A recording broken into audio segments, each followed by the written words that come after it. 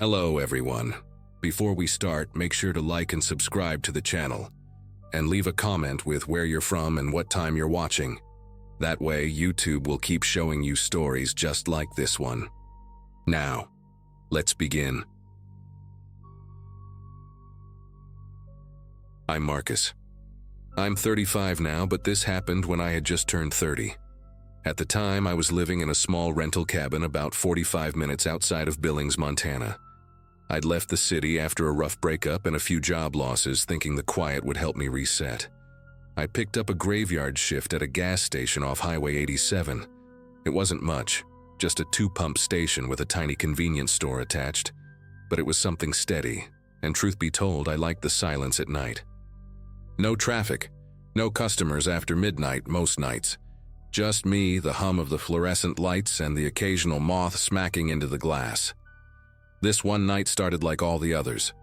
I remember it was early October, and the wind had picked up, making the station's old sign creak like something out of a ghost story. Around 3:10 a.m., I was halfway through restocking shelves and sipping cold coffee when the bell above the door chimed. In walked this guy, hood up, head down, hands stuffed in the pocket of a gray hoodie. I didn't get a good look at his face, just a stubbled jaw and pale skin. What stood out wasn't his appearance, though. It was how long he stayed. He didn't buy anything. Didn't even pretend to browse, just kind of drifted around, stopping occasionally near the cooler, then standing at the far end of the counter, watching me. I tried to be polite, asked if he needed help. He didn't answer. Just gave this weird, lazy shake of the head, then drifted back toward the door. I watched as he finally left, slowly disappearing into the darkness outside. No car engine, no footsteps, just gone. I figured maybe he was hitchhiking and ducked in to get warm for a few minutes. Creepy, but not unheard of. Still, something about the way he looked at me, not just looked, stared, left a sour taste in my gut. I even checked the pumps to see if someone was out there waiting. Nothing. 10 minutes passed. I went to the back room to reset a stuck receipt printer, and that's when the lights flickered, then died completely. Whole station went dark.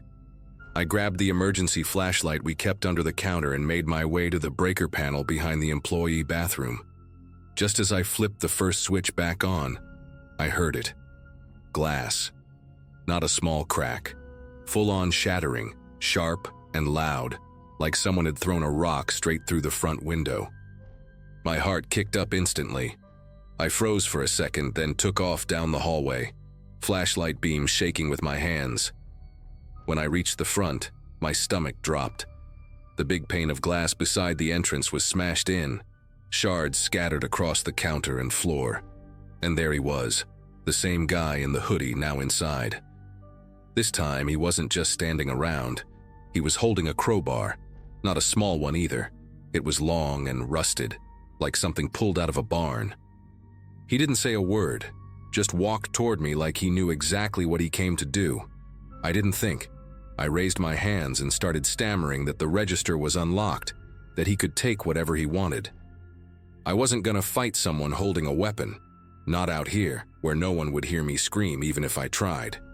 He pointed the crowbar toward the register, and I moved fast. My hands were shaking so bad I nearly dropped the keys to the till. I opened it, stepped back, and watched him scoop out the bills with one hand while still gripping the crowbar in the other. His movements were calm, too calm, like he'd done this before. And then he looked at me, really looked at me, and motioned with his chin for me to move. I didn't get it at first. Then he pointed toward the cooler. That's when my legs nearly gave out. I knew what was coming. I begged him not to. Told him I had asthma, told him I had a daughter, even though I don't. I just said whatever I could think of. Didn't matter. He marched me to the walk-in cooler and yanked it open. Cold air rushed out, and I swear it felt like I was being dragged into a grave. He shoved me inside and pulled out a zip tie, one of those thick industrial ones, and tied my wrists behind my back. Then he used another to loop around my ankles. No talking. No threats, no screaming. Just those two zip ties cutting into my skin and the sound of the cooler door slamming shut behind me. It was pitch black, No lights, just the quiet hum of the refrigeration system and my own breathing getting louder and louder. I panicked, tried to wiggle out, tried yelling. Nothing worked. The first hour felt like 5. My fingers were numb, both from the cold and how tight the plastic ties were. I started counting seconds to stay sane, mouthing prayers I hadn't said in years. I pictured him still out there, maybe setting the place on fire, maybe waiting for someone else to show up. I thought about freezing to death in there, about no one finding me until morning. I started kicking the door with my heels, but the sound was deadened by the insulation. I screamed, I cried, it didn't matter. It was like being buried alive in a freezer. I must have drifted in and out after that. My body couldn't decide if it wanted to panic or shut down completely. My ears started ringing. My teeth were chattering so hard they hurt, and at some point I remember thinking, this is it. This is how it ends. Tied up in a gas station cooler because I took the wrong job in the wrong part of the state. I remember hallucinating that someone was knocking from the outside, but it wasn't a hallucination. It was real, a deep pounding on the metal door. I tried to yell but barely managed a wheeze. Then I heard keys jangling. The door swung open, and bright light hit my face like a punch. It was a delivery driver, guy named Roy.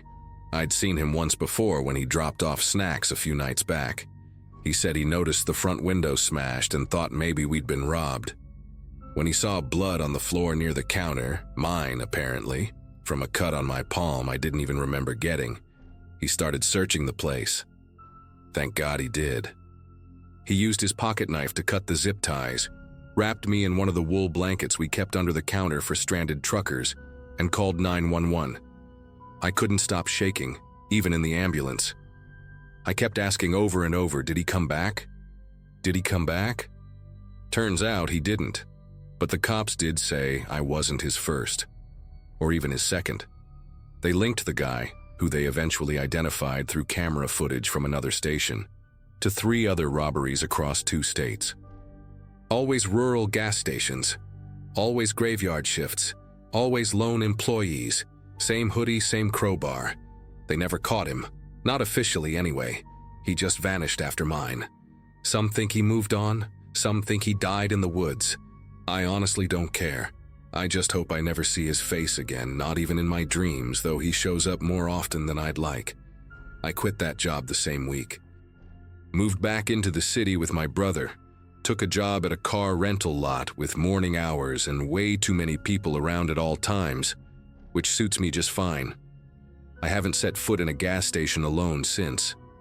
Sometimes, if I have to stop late at night and the place looks too empty, I just keep driving. I don't think I'll ever forget the feeling of that guy watching me from the shadows, or the sound of the cooler door locking behind me, or how quiet everything got right after the glass broke. That kind of silence, it doesn't feel empty. It feels like something is waiting.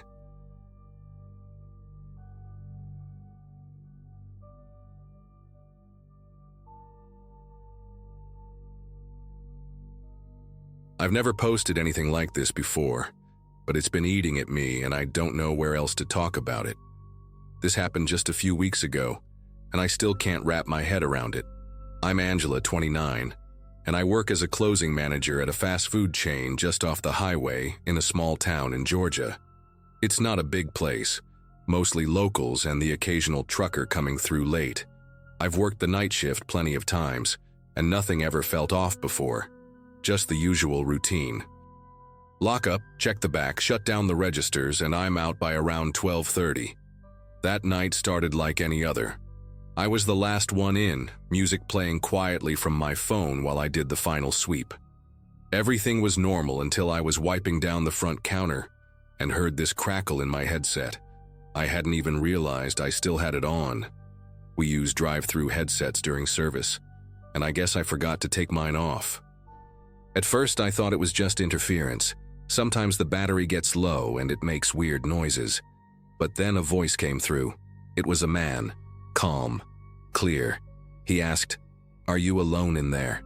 Just like that. No background noise, no distortion. I honestly thought it was one of the guys messing with me. This has happened before, someone lingering on the drive-through speaker just to screw around. So I laughed and said something dumb like, "Nope, got a whole SWAT team in here with me." Then I muted the headset and kept cleaning, not thinking much of it. About a minute later, I heard a car alarm going off in the back lot. My stomach dropped because there were only 2 cars back there, mine and the maintenance guy's, and he'd left hours ago. I walked through the kitchen and pushed open the back door, and sure enough, it was my car. The headlights were flashing, the alarm was blaring, and the driver's side door was wide open. That's when my heart really started racing. I hadn't unlocked it, and I definitely remembered locking it when I got in earlier that night. I went closer, kind of half expecting to see a raccoon or something had messed with it. But there was nothing. No movement. No sign of forced entry. When I looked inside, I saw a small square shape sitting on the driver's seat. I leaned in and realized it was a Polaroid photo. That alone was weird enough. But when I picked it up and looked at it, my legs went cold. It was a picture of me. Taken from behind. I was locking the restaurant's front door, my exact outfit, same purse, same bun in my hair, except it wasn't from that night. I recognized it immediately as the night before. It was taken from a distance, almost from the tree line that runs behind the lot. I don't know how long I stood there holding it, but eventually I shut the car door, turned off the alarm, and just sat in the driver's seat with the door still open, staring at that photo like I was trying to make it make sense. I didn't even finish locking up. I just grabbed my bag, got in the car, and drove home way too fast. Every few seconds I was checking the rearview mirror like someone might suddenly sit up from the back seat. I kept that photo in my hand the entire drive, trying not to cry. When I got home, I checked all the locks twice and didn't sleep at all. My apartment is small, just me and my cat, and even he seemed on edge that night. I thought maybe I was overreacting, but deep down, I knew this wasn't some random prank. Someone had been close enough to take that picture. Someone had been watching. The next morning, I went in early to talk to the general manager. He's a good guy, older, kinda no nonsense. When I showed him the photo, he went pale. Didn't say anything for a second, then told me to sit down. He pulled up the security system on his laptop, and we both started looking through footage from the previous 2 nights. That's when we realized something wasn't right. The files for both nights were corrupted. Just a black screen with a glitching timestamp that froze around 12:04 a.m. That's about the time I heard the voice on the headset. And then we noticed that the footage from the back lot camera was just gone. Like not even a corrupted file, just completely erased. We called the security company to check if there had been a malfunction or something. They came out later that day and said it looked like the system had been tampered with. Someone had manually pulled the hard drive, wiped specific files, and put it back in. That's not something a random thief would do. That takes time. It takes knowledge of how the system works. The guy even pointed out that the tampering was done recently, maybe just hours before I found the photo. That's when it really hit me. Whoever did this had access to the building. They knew the layout. They knew where the cameras were and how to avoid them. And they'd been watching me for at least a week. What scared me the most, though, was realizing that the picture wasn't taken with a phone or a digital camera. It was a Polaroid. Who even uses those anymore? That meant whoever was doing this wasn't just watching. They were deliberately trying to mess with my head. There's something extra disturbing about a physical photo like that. It's personal. It means they were close. It means they wanted me to find it. I kept thinking about how long they must have been out there, hidden in those trees behind the lot, waiting for me to be alone. And I was alone. Every single night that week. That part still haunts me. Just how many times they could have done something, but didn't. For a few days after that, I didn't go back to work. I called out, stayed locked in my apartment, barely even opened the blinds. I kept replaying everything in my head. When I parked, where I stood, how long I might have been watched. I even walked out to the edge of the woods behind the restaurant one afternoon, just to see what they could have seen from there. And that's what messed me up the most. From that angle, you could see everything. The back lot, the front entrance. Even through the windows, you'd have a perfect view of the counter. And if you had a decent lens, you could watch me move through the entire store without ever leaving the trees. The cops were involved, but they didn't do much. They took the photo, made a report, and said they'd keep an eye out. But there were no fingerprints, no useful footage, no real leads. They asked if I had an ex or someone who might want to scare me, but I didn't. No drama in my life, no recent breakups, nothing like that. The whole thing felt random, but also so deliberate, it made my skin crawl. Like someone had picked me, chosen me. I even started wondering if it was someone from inside. Someone who knew my schedule, who knew I'd be alone. But there's no proof. Just a sick feeling I can't shake. I eventually went back to work, but I don't close anymore. I told them I wouldn't do it again, and they understood. Even now, I leave before the sun goes down. I haven't seen anything weird since then. No more photos, no strange voices, no signs that someone's still out there. But I still check my back seat every time I get in the car. I keep pepper spray on my keychain. I don't wear my headset after close. It's like this thing rewired how I move through the world, and I don't think that's going away anytime soon. Sometimes I wonder if the guy just got bored and moved on, or if he's still watching, just waiting for another chance. But here's the part that really messes with me, and I haven't told anyone this. A few nights ago, I found something wedged in the edge of my apartment door when I got home from grocery shopping. It was another Polaroid. This time it was blurry, darker, taken from farther away. But it was me again, bending over to load a bag into my car. Same lot, different day. I stared at it for 10 minutes straight. Then I burned it. I haven't heard anything since, but I swear to God, I still feel like someone's watching. I don't know why it started, and I definitely don't know why it stopped. But I wish I could stop looking over my shoulder, waiting for it to start again.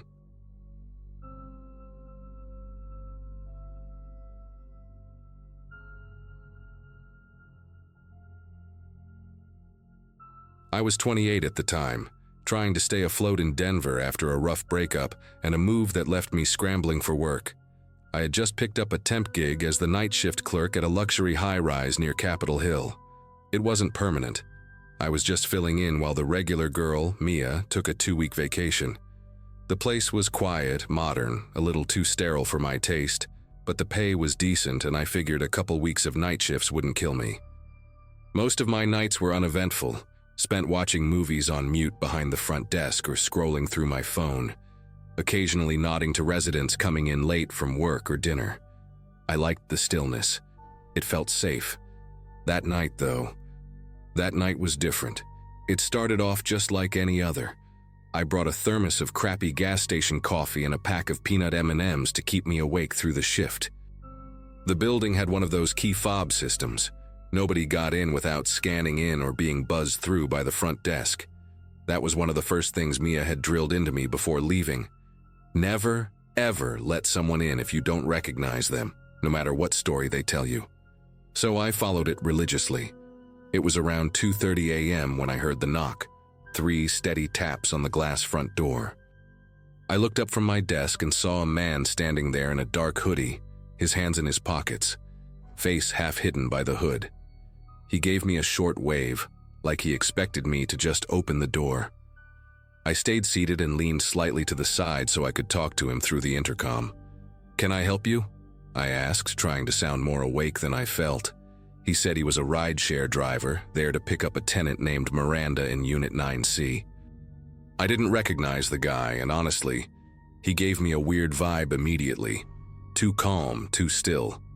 I told him I couldn't let him in and that Miranda would have to come down herself.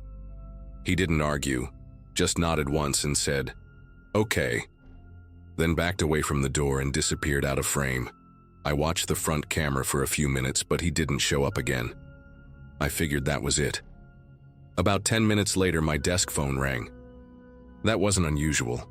Residents would sometimes call from their units asking if a package had arrived or if the gym was still open. But when I looked at the caller ID, it said the call was coming from 9C, Miranda's unit. My stomach tightened. I picked up, and the voice on the other end was a woman sounding groggy. "Hi, sorry to bother you. My driver said you wouldn't let him in."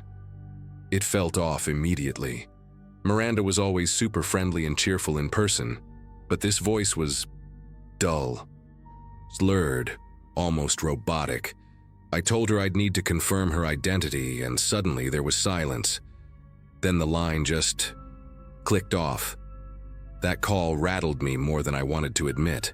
I tried brushing it off, telling myself maybe Miranda had been half asleep or distracted, but something kept gnawing at me. I checked the building system. No one from 9C had used their key fob to exit or enter in the last few hours. That meant Miranda hadn't left, and no one had come to get her. My eyes flicked between the front entrance camera and the hallway feed for her floor. Nothing. Everything was still. Too still. That's when I decided to call her unit myself. It rang, then went straight to voicemail.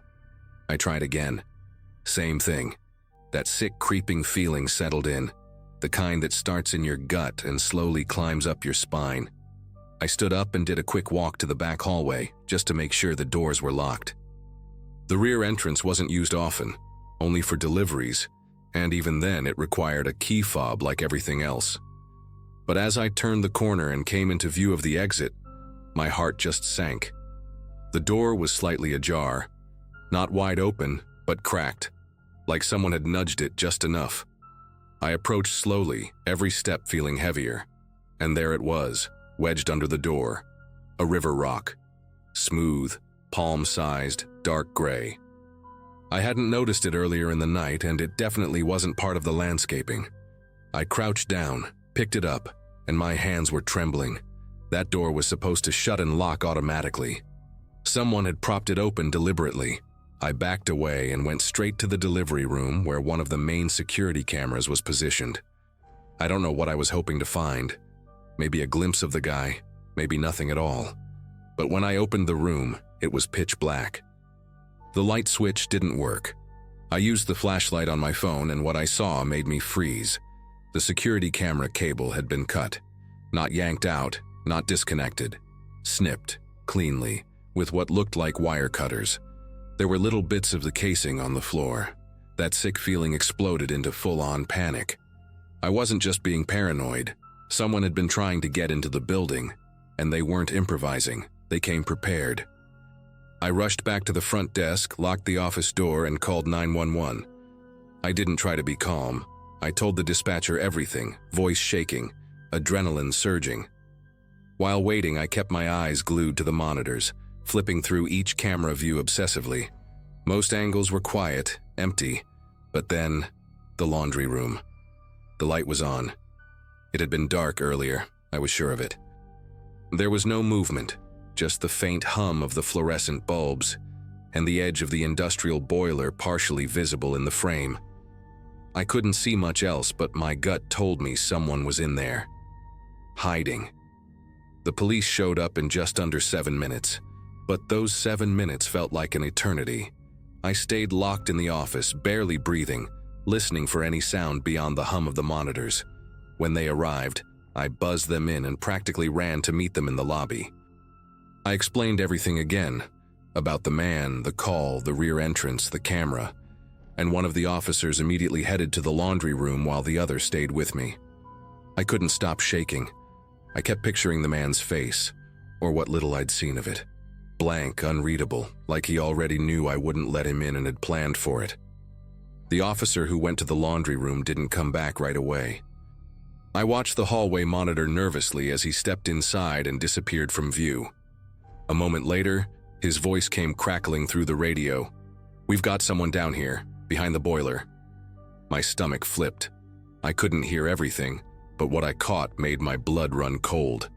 The guy had wedged himself into a narrow gap behind the water heater, crouched down in the dark, holding a roll of duct tape and wearing gloves. He hadn't even tried to run. He just sat there, like he was waiting for the right moment.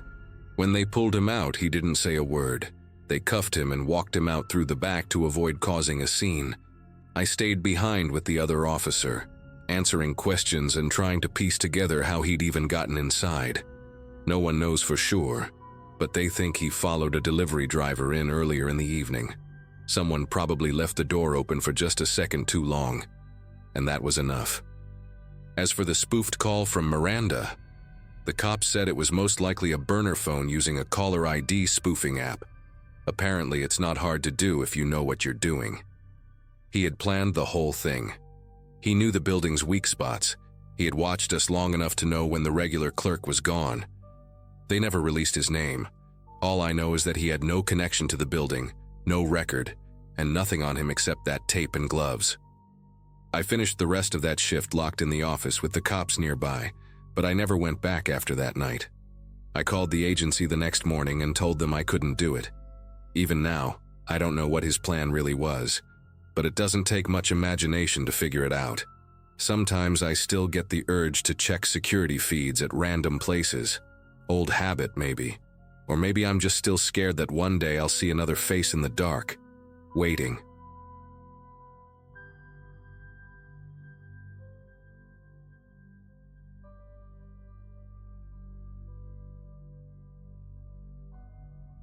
I've worked the graveyard shift at a small gas station in a college town for almost 8 months now. It's usually dead quiet after midnight, just the occasional student grabbing snacks or someone stumbling in after a night out. Nothing ever really bothered me until about 6 weeks ago, when I noticed this unmarked white sedan that kept pulling into the farthest pump. It would idle for a bit, lights on, engine running, but the driver never got out. At first, I didn't think much of it. Maybe they were waiting for someone or just lost. But then it started happening more often. Always around the same time, between 2:15 and 2:45 in the morning. Just sitting there. I started paying closer attention and realized it was always the same car. No plates on the front, and I could never get a good look at the rear one. Tinted windows, even in the front, which is illegal here. The driver never stepped out, never opened the door, just sat there with the engine running. Sometimes for 10 minutes, sometimes 30. Then he'd just drive off. I mentioned it casually to one of my co-workers, Luis, the guy who works mornings, and he just shrugged it off like maybe it was some weird local, but I knew it wasn't normal. No one comes by that often without a reason. Then last Thursday, the guy finally pulled up and actually got out of the car. I only saw him through the corner of the security monitor above the counter, but I felt this instant discomfort in my chest. He didn't walk straight in. He stood outside the door for a bit like he was thinking about something. Then he came in holding a crumpled $100 bill. He looked average. Gray hoodie, scruffy beard, dark jeans. Not dirty, just dull, lifeless, like there was nothing behind his eyes. He walked right up to the counter and handed me the bill without a word. I looked at it and immediately knew it was fake. Wrong paper, no watermark, colors were off. I told him I couldn't take it and I slid it back under the glass. That's when it got weird. He didn't argue, didn't get angry. He just stood there. Then he leaned in slightly and asked, "So you here alone most nights?" It wasn't casual. His voice was flat, low, like he was reading off a script.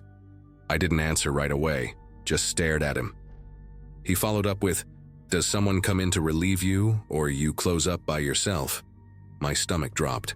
That's not something people ask. I said I wasn't allowed to discuss shift schedules and tried to act normal, but my hands were sweating. He didn't blink, just nodded slowly and said, "Right, of course." Then he backed up and left the store. I watched him walk back to the sedan, but he didn't get in right away. He stood there for a bit, just outside the driver's side door, facing the gas station like he was still looking at me through the glass. I turned my eyes to the monitor again, trying not to make it obvious, but I could see he hadn't moved. I wanted to grab my phone, but something about the way he was just waiting made me freeze. After maybe a full minute, he finally got in the car and pulled out slowly, headlights off, just like he'd done all those other nights. I locked the door immediately, even though it was already past midnight and I was supposed to be serving through the window anyway. For the rest of the shift, every tiny sound had me jumping. A car door slamming down the street. A moth hitting the glass. I kept watching the monitors like my life depended on it. I didn't see him come back, but I couldn't shake the feeling that he wasn't really gone. that maybe he had parked somewhere nearby, watching again from a different angle. At one point, I even walked to the back of the store and turned off the break room light just so it wouldn't make a silhouette if someone was looking in. I didn't tell anyone the next morning. I didn't want to sound paranoid. But I started carrying pepper spray in my hoodie pocket after that. 2 nights later, same car. This time, it didn't pull into the lot. It parked across the street, just barely within the range of the camera mounted above the gas pumps. I only noticed it because of the faint glow from its dash lights. The driver didn't get out. He just sat there. I kept pretending to restock candy shelves and adjust displays, but every time I glanced at the screen, he was still there. Watching. Waiting. That night he didn't come inside, he didn't even pull up close, but I swear to God he was staring at me the whole time. I couldn't see his face, but I felt it, like pressure behind my eyes. What really pushed me over the edge was what happened the following night. My manager had asked me to stay a little later because Luis was running late. It was almost 6:30 a.m., and the sun was just starting to rise. A couple of early customers had trickled in. I felt a bit more relaxed, thinking maybe the weirdness had passed. Then a woman came in to buy a coffee and casually asked, "Is that your friend out there? He's been leaning against that car since before I pulled up." I asked her which car. She pointed to the white sedan across the street. He was staring at the building like he was waiting for someone. I looked through the glass, and yeah, he was there again.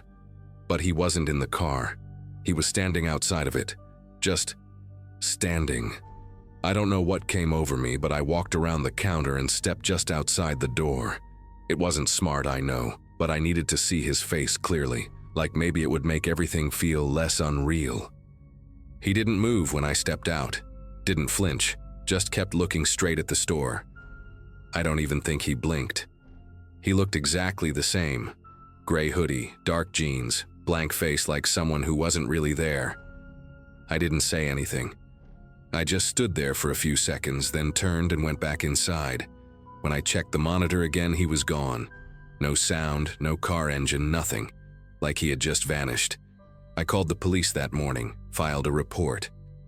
They said they'd patrol the area for a few nights, but admitted they couldn't do much unless he actually threatened me. I showed them the footage, but of course it was grainy and didn't show anything technically illegal. Just a guy standing around. One of the officers even said, "Could just be someone passing through," which pissed me off. People don't pass through the same parking lot at the same time every night for a week straight, trying to pay with a fake bill and asking personal questions.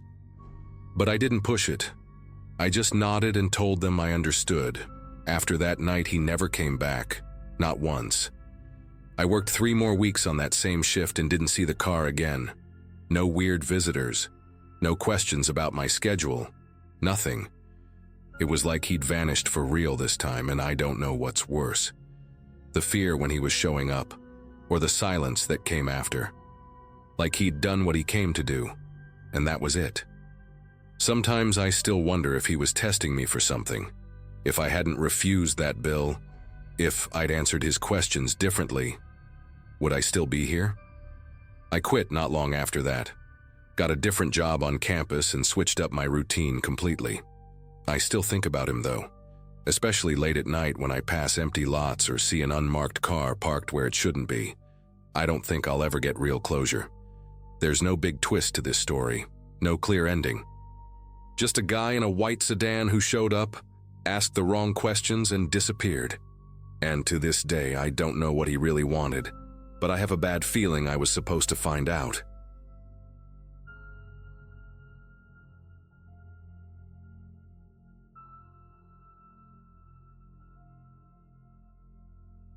I was 27 at the time, and working the overnight shift at a 24-hour vet clinic just outside of Charleston. The place was small, 3 exam rooms, a little kennel area in the back, and 1 surgery suite. Nights were usually quiet, unless someone came in with an emergency. Most of my job involved monitoring pets post-op and keeping the place running until the morning crew came in. I was used to being alone. I actually liked it. It gave me time to think, catch up on records, or just sit with the dogs when things got slow. But there's one night I'll never forget. because I still can't shake the feeling that something way worse could have happened if I hadn't paid attention to one tiny detail. It was a Thursday in late October, right before Halloween. I remember that because we had a carved pumpkin by the front desk, and I was low-key worried one of the cats would knock it off the counter. Around 2:30 a.m., I was in the back checking on a golden retriever that had just come out of surgery. He was still groggy, but stable. I was adjusting his IV when I heard the front buzzer go off. Normally, people would call ahead, but sometimes they just showed up, especially in a panic. I walked to the reception area and saw a man through the glass door, pacing and holding what looked like a big bundle of towels in his arms. He looked upset, frantic even, and when I opened the intercom, he blurted out, "My dog got hit, please help me." His hat was pulled low, just a plain navy baseball cap, and he had this scruffy jacket that looked like it hadn't been washed in weeks. Still, I didn't think much of it. People show up in all states of distress. I unlocked the door without even asking many questions, just told him, "Bring him in, I'll get a table ready." He came through the door fast, barely glancing at me, and moved right past the counter. I rushed into the exam room to clear the table and grab gloves. When I turned around to call him in, I realized he wasn't behind me. I called out, "Sir, this way." No answer. The front lobby was empty. I stepped into the hallway, thinking maybe he went into the wrong room, but what I saw made my stomach drop. The towel bundle, the one he was supposedly cradling the injured dog in, was lying on the floor, completely empty, just bunched up and tossed near the door to the treatment area. I froze. Something was wrong, deeply wrong. There was no sound, no movement. I called out again, louder this time, nothing. My heart started pounding. I backed up toward the front desk to hit the phone, but before I reached it, I noticed something that nearly made me choke. The door to the emergency exit in the back hallway was open, propped with a loose brick we kept outside for deliveries during the day. That door should have been locked, and just past it the storage room light was on. That back room was where we kept most of the medications, including the controlled substances, painkillers, tranquilizers, the kind of stuff you have to log with a signature every time you so much as open the cabinet. I moved cautiously down the hall, staying close to the wall, trying not to make a sound. I wasn't armed and my phone was still sitting on the counter up front. Every step I took, I kept thinking, what if he's still in here? What if this wasn't random? My hands were shaking so badly that when I reached the storage room door, I had to grip the frame just to steady myself. Inside, the overhead light was flickering. The cabinet was cracked open just slightly, but I could already tell it had been tampered with. The lock wasn't forced. It had been picked or someone had figured out the combination, which wasn't exactly hard if you'd seen any of us use it during the day. I didn't see the man. The back door leading outside was wide open, and cold air was drifting in. That's when it hit me. He never had a dog. He never even looked at me, never said what kind of dog it was. He just walked straight in, knew where everything was, and went right for the cabinet. He'd been here before. I closed and locked the cabinet immediately, then shut the emergency door and latched it. I was still shaking. I ran to the front and grabbed my phone, locked the front entrance, and called the on-call vet, Dr. Harlow. She picked up right away. I must have sounded like I was about to pass out. When I told her what happened, she said something that made my blood run cold. "Claire, didn't a guy come in Tuesday morning asking about pain meds for his German Shepherd?" I paused. "Yeah, someone had come in right before my shift ended, asking if we carried a specific brand of post-op medication. He said his vet was closed and he was trying to get ahead of a refill. At the time, I thought he just didn't understand how prescriptions worked, but now it was obvious that was him. He was scouting the place. He must have seen the cabinet, seen how we stored things, seen that I was always alone at night. I hung up with Dr. Harlow and immediately called the police. A deputy showed up within 10 minutes and did a sweep of the building, but the guy was long gone. We checked the cabinet inventory, and yeah, some vials were missing. Not a lot, but enough to make it clear this wasn't his first time pulling something like this. The worst part? The deputy told me these types of break-ins were becoming more common. Small clinics, especially 24-hour ones, were easy targets. The next day I couldn't sleep. Even after my shift ended, I just kept going over every second in my head. How easily I let him in. How natural he seemed holding that fake towel bundle like there was something alive inside. I replayed that moment over and over. Me unlocking the door without thinking twice. I kept wondering, what if he hadn't been there just for the drugs? What if he was planning something worse and changed his mind last second? That thought stuck with me the most. Not what did happen, but what could have. I didn't feel safe going back in that building alone again, even with the new locks they installed right after. The clinic upgraded our security the following week. Cameras, buzzers, an alarm system for the drug cabinet, the works. Management was great about it, actually.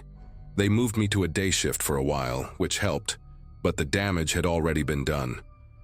I didn't feel the same in that building. Every creak of the walls, every noise from the kennels, made my chest tighten. And the worst part? I found out from the deputy that there had been 2 other similar incidents at vet offices less than 20 miles away. Same MO. Man shows up late, acts panicked, disappears with meds. No one ever catches him. I eventually quit the clinic about 3 months later. It wasn't just fear, it was the constant tension. I loved working with animals, but I couldn't shake that night off. I still can't. Sometimes I wonder if he's still doing it, if he ever got caught, or if he moved on to something worse. What really messes with my head is how calculated he was. The calm, the acting, the towel bundle. It was all so well rehearsed. He knew exactly how I'd react, what I'd do, how much time he had before I noticed something was wrong. And he didn't even run. He walked, like it was just another job for him. I still work in vet care, but now I'm at a daytime-only clinic with multiple staff on every shift, and every time someone walks in acting a little too frantic, I feel my stomach drop. I check their hands. I check what they're carrying. I make sure they really have an animal. I know that sounds paranoid, but when you've seen how easily someone can manipulate a situation, how they can use your empathy against you, it changes how you move through the world. I learned that night that monsters don't always look like monsters. Sometimes they look like desperate pet owners.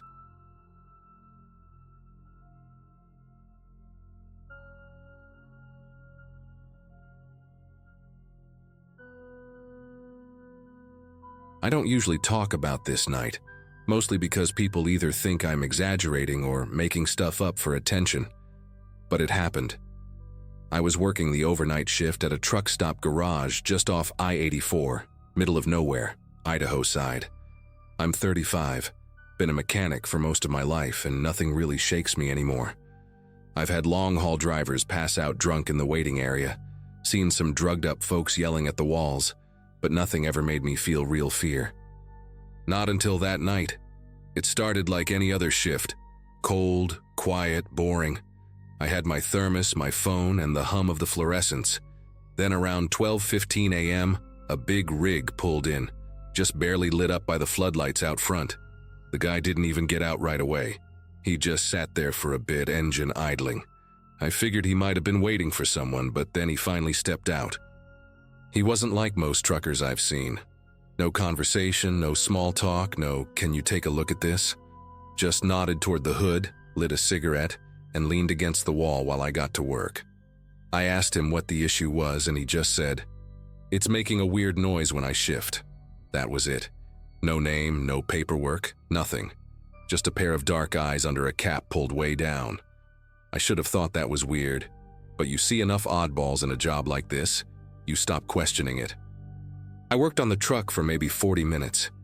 It wasn't in terrible shape, mostly just looked like the clutch linkage needed adjustment. The whole time, the guy stayed right outside, smoking one cigarette after another. Never looked at his phone, never walked around. Just watched the garage door like he was waiting for something. When I finished up, I waved at him, said I'd go inside to log the job and print a receipt. He didn't respond. Didn't even blink. I was starting to feel like something was off, but I still thought maybe he was just one of those silent types. I went into the office, logged into the terminal, and that's when I heard the garage door behind me start to close. Slow and heavy, like someone hit the switch manually. At first I thought maybe it was him doing it on accident. Maybe he leaned on the wall and bumped it. But when I turned around and stepped back into the bay, the guy was gone. No sign of him anywhere. And the truck? Still there. Still running. That didn't make sense. He couldn't have walked far in that time, and there's nowhere really to go around here. It's just a lot, a diner, and miles of dark highway. Then I went to grab my coat from the hook by the door, and that's when the panic started. My car keys, which I always keep zipped in the inside pocket, were gone. Just gone. I checked the floor around the coat rack thinking maybe they fell out somehow, but I knew that pocket was zipped. Always is. I even dumped the coat out just to be sure. Nothing. That's when my stomach dropped. I looked over at the truck again, still idling, door slightly open like someone got out in a hurry. I didn't want to get too close, but I felt like I had to check. Maybe he'd gone into the sleeper cabin or passed out. I grabbed a flashlight from my toolbox and approached the driver's side. I was trying to convince myself this was just some weirdo, maybe high or having a breakdown. But when I opened the door and shined the light into the cab, what I saw made my legs go weak. There was a mattress inside, filthy, stained, and sunken, like it had been used way too many times. But that wasn't the worst part. There were actual metal restraints bolted into the wall, like legit brackets with heavy-duty leather cuffs hanging loose. The floor of the cabin had a dark red crust near the base, like something had soaked into the rubber mat. I remember just standing there for a second, totally frozen. I'd never seen anything like that. Not in real life. My hands started shaking so bad I dropped the flashlight, and it rolled under the truck. That sound, the clink of it spinning out, snapped me back to reality. I backed away fast, almost tripped over the creeper cart behind me. That's when I realized just how alone I was. I mean, yeah, I work nights alone all the time, but in that moment it felt different. I couldn't shake the feeling that I was being watched. I started calling out, "Hello? Hey, where'd you go?" Nothing, just the hum of the truck engine and the faint buzzing of the overhead lights. I went back inside, locked the office door, and grabbed my phone. No signal. Typical for that area, but still, it made the whole thing worse. I didn't want to go back outside, but I couldn't just sit there. I started looking for something, anything to defend myself with. Found a tire iron behind the counter and kept it in my hand while pacing like a maniac. I had no idea what to do. My own car was out front, but no keys. No one else was scheduled to show up until 6 a.m. And this guy, whoever he was, just vanished. But the truck was still running like he never left. I decided I had to shut it off. Maybe he left the keys in it and took mine by mistake. I crept back toward the truck, scanning every shadow, every corner of the lot. Opened the driver's door again and looked around. No one inside. Reached under the wheel and found the keys dangling. But as I turned the ignition off, I heard something behind me, like a footstep or a shift in gravel. I spun around fast, hard in my throat. There was nothing there, at least nothing I could see. But I swear on everything, I felt it. That sense like someone was right behind me. The kind that makes every hair on your neck stand up. I stood there completely still, trying not to breathe too loud.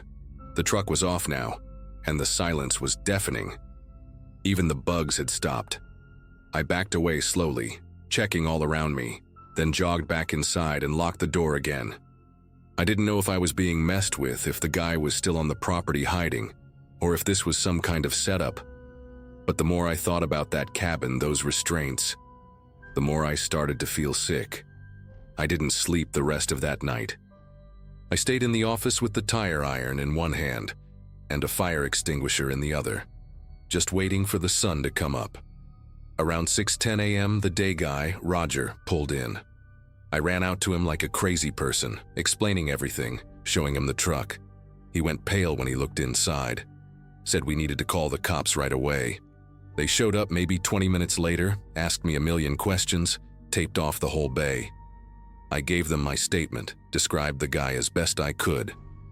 Apparently, there'd been an alert out about a long-haul driver matching that description. FBI was already looking for him. Turns out he was wanted in connection with multiple disappearances, young women mostly, across 3 different states. They think he'd been using the truck to move around unnoticed, targeting isolated places like ours. I never saw him again. They towed the truck, dusted everything, even found some fibers and possible DNA traces, but I never got much follow-up. I asked once and was told the investigation was still open. That's all they'd say. I guess the part that eats at me the most is how quiet he was. Just stood there smoking like none of it meant anything. Like he'd done it all before. Like he already knew I wouldn't be able to stop him. And then just gone, like he evaporated. I never found my keys. I had to get a locksmith the next day just to get my car home. That night changed something in me. I still work nights sometimes, but I don't go anywhere near the garage alone after midnight. I keep a bat in my trunk now, pepper spray in my locker.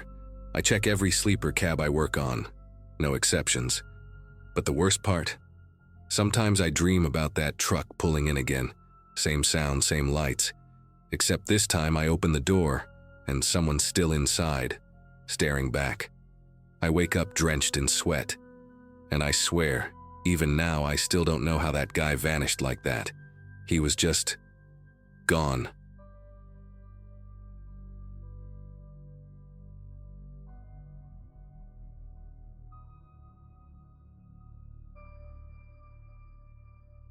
I'm Jasmine, 41, and I work the night shift at a 24/7 pharmacy in a small town outside Columbus, Ohio.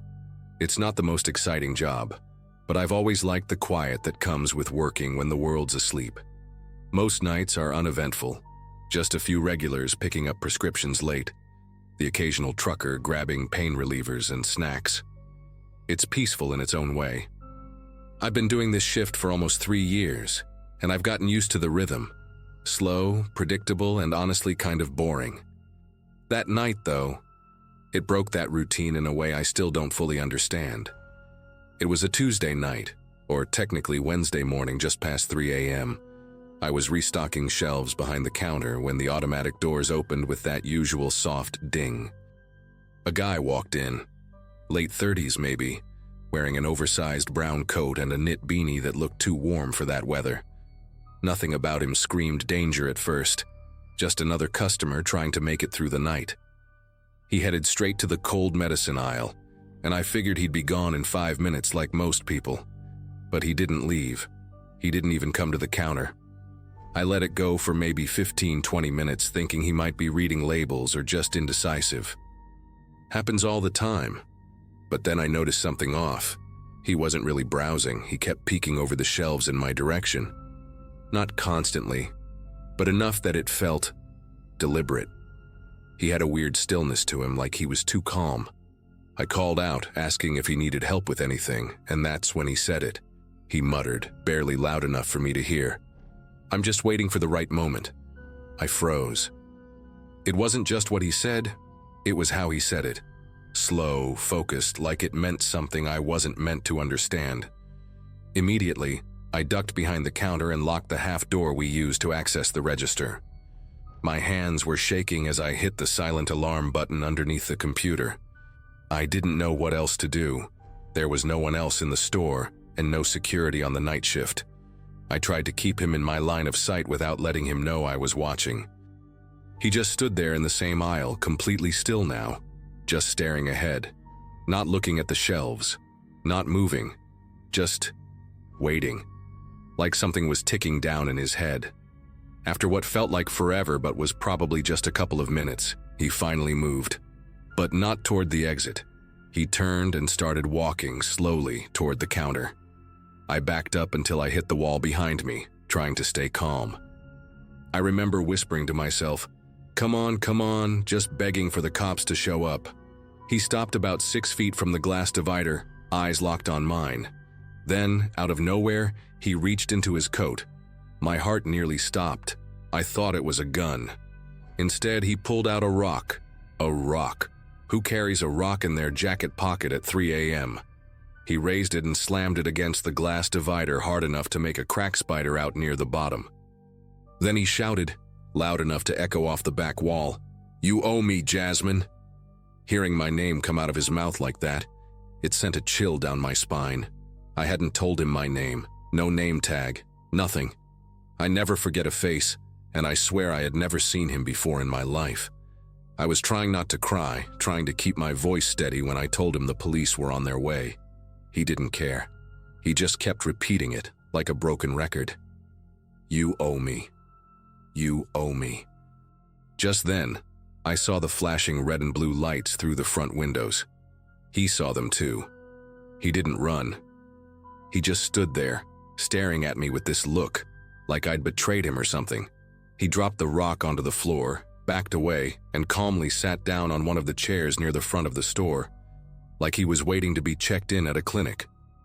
The officers came in with their hands on their guns, shouting commands, and he raised his hands like he'd been expecting them all along. Didn't resist, didn't say another word. I just stood there behind the glass, frozen.